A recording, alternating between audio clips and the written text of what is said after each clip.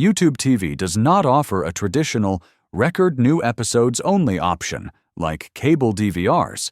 Instead, when you add a show to your library, YouTube TV automatically records everything related to that show: new episodes, reruns, specials, and even alternate airings. But there are simple ways to manage your library so it behaves more like a new episodes only system. Start by searching for the show you want to record. Tap Add to Library. This ensures every new episode gets saved immediately, even across multiple channels and times. You'll never miss a premiere, live airing, or late-night rebroadcast. To avoid clutter from old episodes, focus your viewing inside the library.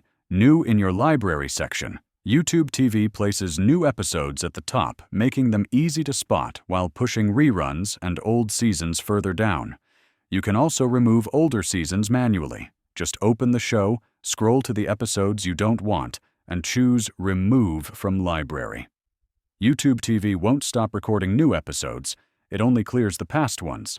If the network offers on-demand versions, always select the one labeled DVR. This ensures you're watching your recorded new episode, not a rerun.